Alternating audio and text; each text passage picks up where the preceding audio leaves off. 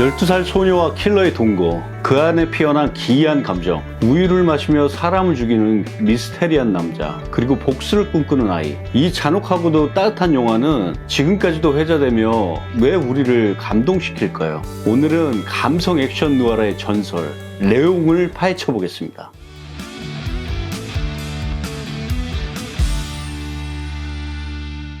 안녕하세요, 손치콕입니다. 오늘 제가 들고 온 비디오는 1994년 개봉 당시 덥수룩한 수염, 검은 비니, 선글라스 등으로 전 세계적으로 신드롬을 일으켰던 바로 이 영화, 레옹입니다. 진짜 핫했죠. 한국에서 1995년에 개봉을 해 150만 명의 관객이 든 흥행작으로 젊은 관객층에게 강한 공감과 팬덤을 형성한 그런 작품이에요. 룩베송 감독의 레옹은 잔혹한 액션과 따뜻한 감성이 공존하는 독특한 연출로 장르 노아 나탈리 포트만의 인생 캐릭터를 탄생시킨 명작 액션입니다. 레옹은 사실 존 카사베츠 감독의 글로리아에서 설정을 차용해 성별을 바꾼 감성 누아르로 한 단계 진화한 작품입니다. 글로리아에서는 킬러가 여자고 아이가 남자예요. 그리고 한국 영화 아저씨 역시 글로리아와 레옹에서 큰 영향을 받았습니다. 영화 레옹을 연출한 룩베송 감독은 프랑스를 대표하는 상업영화 감독으로 스타일리시한 연상미와 감성적인 캐릭터 연출로 잘 알려져 있습니다. 레옹은 킬러와 소녀의 만남이라는 다소 좀 자극적인 설정을 담고 있음에도 그 관계를 잔잔하고 애틋하게 때론 유머러스하게 연출을 했어요. 레옹은 사실 어마어마한 SF 대작인 제5원소의 촬영 중간에 제작비를 벌기 위해 급조해서 만든 작품이에요. 룩베송 감독이 한 달 만에 각본을 쓰고 제5원소의 제작팀이 그대로 투입되어 3달 만에 촬영을 마쳤다는 흥미로운 후문이 전해지고 있어요. 이렇게 훌륭한 작품이 단기간에 만들어졌다는 게 믿기지 않았어요. 배송이 형 최고입니다, 진짜. 룩베송 감독의 대표작은 인간과 바다의 교감을 그린 명작 그랑블루. 거리의 불량 소녀가 국가의 킬러로 성장하는 이야기를 담은 액션 영화 니키타. 그리고 인간 두뇌의 잠재력에 대한 SF 액션 루시가 있습니다. 루시에서 민식이 형님이 악당으로 나오죠. 약간 루시에서 민식이 형 등장했을 때 레옹에서 게리 올드만 처음 봤을 때 그 느낌이었어요. 룩베송 형님이 그런 캐릭터를 좋아하나 봐요. 레옹 역을 맡은 프랑스 배우 장르노 형님은 이 작품으로 세계적인 명성을 얻으셨어요. 레옹은 뿌리 없는 인간으로 언제나 이동하며 살아가는 떠돌이 킬러입니다. 그는 아이 같고 순수한 영혼을 가진 인물이지만 살인 청부업자라는 아이러니한 직업을 가졌죠. 그가 키우는 화분은 곧 그의 자아이자 정착에 대한 은유인 것이죠. 장르노 형님은 이전에 룩베송 감독의 그랑블루에서 다혈질이지만 열정적인 프리다이빙 챔피언 엔조 몰리나 역을 맡아 우정과 경쟁 사이에서 갈등하는 강렬한 캐릭터를 보여줬어요. 미션 임파서블 1편에서는 전직 특수부대 출신의 헬기 전문가이자 반전의 핵심 인물로 열연을 펼쳤어요. 그 당시에 13살의 나탈리 포트만은 2000대 1의 오디션을 뚫고 이 영화로 데뷔해 천재 아역으로 떠올랐어요. 마틸다는 부모의 학대와 무관심 속에서 자란 소녀로 복수를 위해 킬러가 되기를 원하는 캐릭터죠. 나탈리 포트만의 성숙한 대사와 감정 표현은 관객을 깜짝 놀라게 만들었습니다. 무삭제판에선 어린 마틸다가 레옹에게 사랑을 고백하는 대담한 장면까지 있어 논란도 많았지만 동시에 인간의 복잡한 감정을 잘 보여줬어요. 나탈리 포트만의 가장 유명한 대표작인 블랙스완은 완벽을 추구하다 점점 무너지는 발레리나 니나 세이어스 역을 맡아 광기가 아름다움이 교차하는 심리적 변화를 강렬하게 표현했습니다. 연기 대단했죠, 진짜. 그리고 레옹에서 빼놓을 수 없는 배우인 게리 올드만 형님이 있죠. 올드만 형님은 진짜 이 작품에서 미친 악역 연기를 실감나게 보여줬어요. 장면이 많이 나오진 않는데 그 존재감이 확실히 압도적입니다. 마틸다 가족을 몰살시키는 단속 요원 스탠은 그야말로 광기 그 자체였어요. 스탠은 오페라 음악과 약물에 취해 있는 인물로 유려한 대사와 돌발적인 폭력성이 공존하는 무시무시한 캐릭터죠. 게리 올드만 형님의 대표작은 수없이 많지만 그 중에서도 드라큘라는 고독하고 비극적인 흡혈귀 드라큘라 백작을 연기하며 사랑과 저주에 휩싸인 인물의 복합적인 내면을 강렬하게 표현하는 작품이었어요. 불멸의 연인에서는 베토벤 역을 맡아 천재음악가의 격정적인 사랑과 고뇌를 깊이 있게 그려냈어요. 레옹에서 또 빼놓을 수 없는 게 음악인데 에릭 세라의 OST는 감정의 깊이를 더해주고 있어요. 그리고 스팅 형님. 스팅의 Shape of My Heart는 영화의 테마와 감정을 완벽하게 담아낸 명곡으로 평가받고 있습니다. 레옹의 바거리 코트와 선글라스는 윤바리 형님의 영웅 본색에 대한 오마주로 알려져 있습니다. 누구든 레옹을 생각하면 떠오르는 음식이 무조건 우유가 떠오르실 거예요. 오늘은 영화에서 중요한 소품인 우유와 빵에 와인 한 잔 때리면서 레옹 이야기 한번 해보겠습니다. 제가 오늘은 우유와 여기 빵에 와인을 준비했습니다. 이 영화에서 레옹은 시도 때도 없이 우유를 마시는데 그 내면이 폭력과는 거리가 먼 순수함과 아이 같은 면모를 상징하죠. 일단 레옹처럼 우유 한 잔 먹어보겠습니다. 살짝 흔들어주고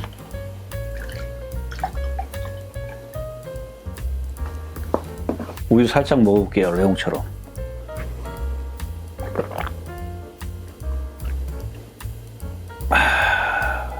고소하고 부드럽습니다. 빵 하나 먹어볼게요. 네, 요거 한번 먹어볼게요.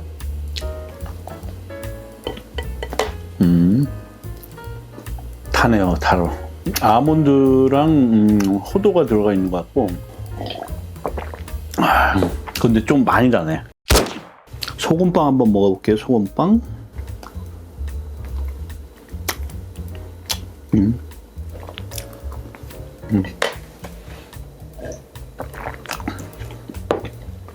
소금빵 맛있어. 근데 원래 겉에가 좀 바삭해야 되는데 약간 눅눅하네요. 전에 제가 영화 큐어 리뷰할 때 마셨던 와인인데 괜찮아서 또 한 번 사봤습니다. 가격도 싸고 그리고 맛도 괜찮아요. 한 잔 가볼게요.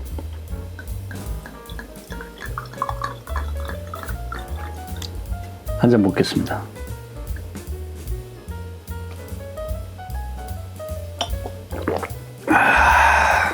포도향이 입안에 싹 퍼져요.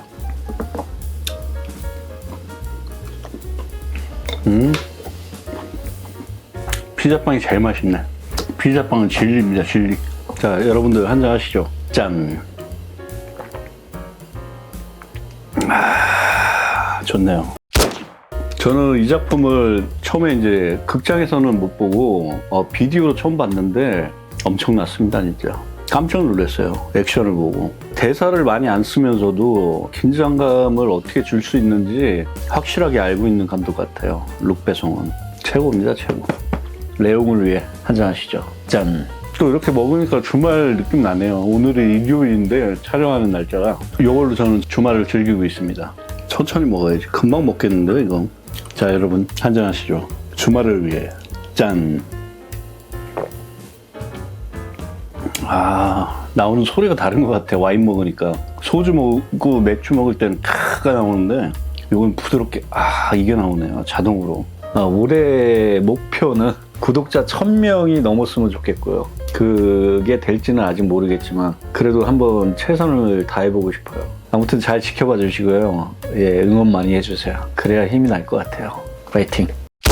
레옹의 줄거리를 간략하게 설명드리면 영화의 오프닝은 뉴욕의 빌딩 숲을 배경으로 레옹의 타이틀이 뜹니다.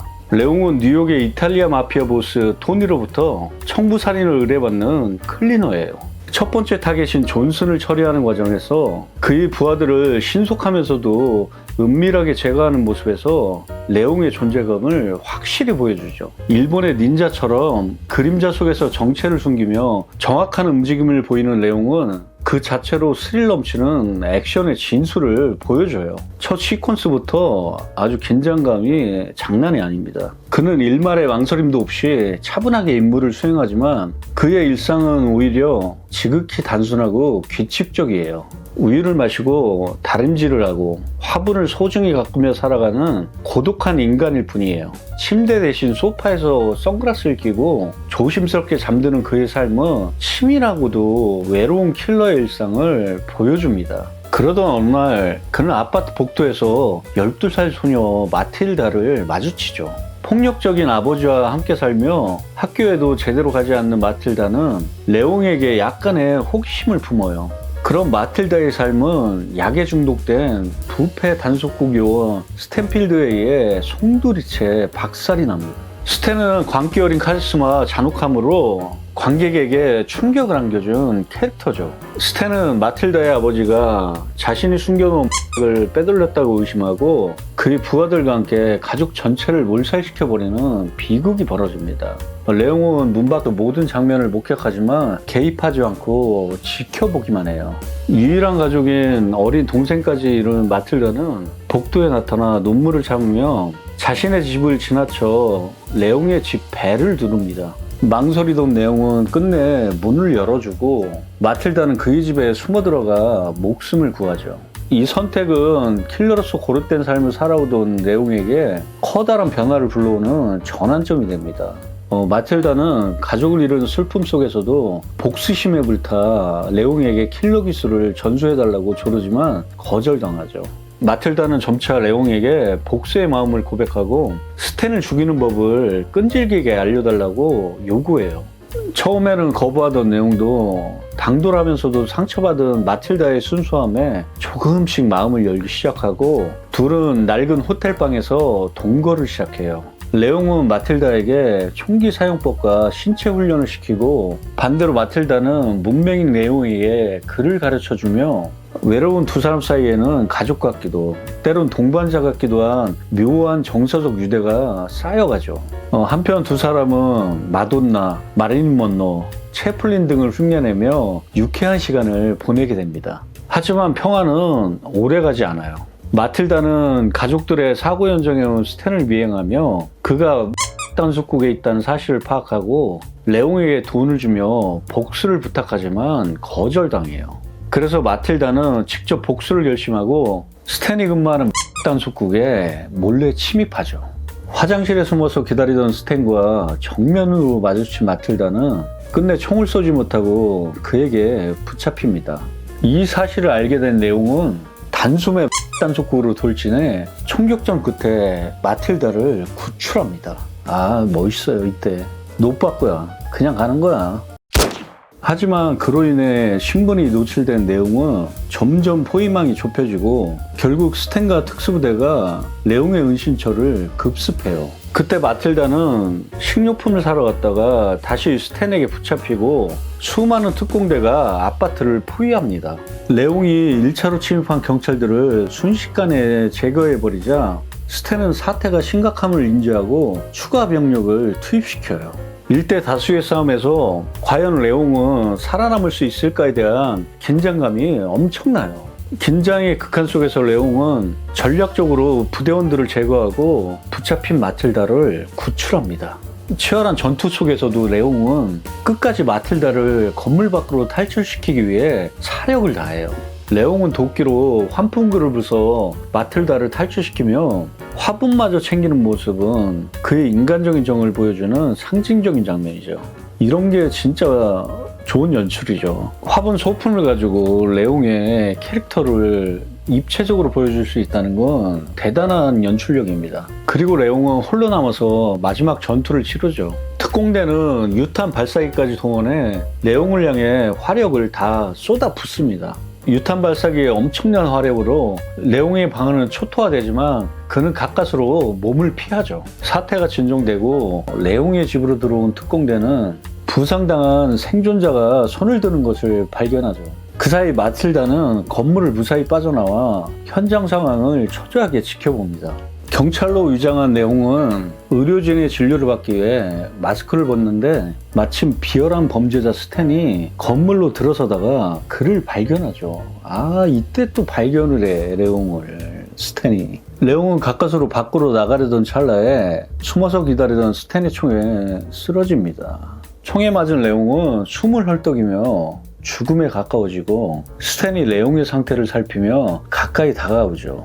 레옹은 마틸다의 선물이라며 손에 쥐고 있던 뭔가를 스탠의 손에 쥐어줍니다. 스탠이 손을 펴자 수류탄 안전핀이 놓여 있는 것을 보게 되죠. 감이 오죠, 딱. 곧바로 레옹은 숨을 거두고 당황한 스탠이 레옹의 옷을 거두자 다량의 수류탄이 있는 것을 보고 깜짝 놀랍니다. 그 순간 엄청난 폭발이 일어나고 스탠도 죽게 됩니다. 이렇게 레옹이 희생한 덕분에 스탠에 대한 복수는 끝이 납니다. 마틸다는 토니를 찾아가 슬픔을 토로하고 학교에 가서 가족의 비극을 교장에게 고백해요. 마틸다는 레옹이 애지중지 키우던 화분을 학교 정원에 옮겨 심으며 새 삶의 시작을 알립니다.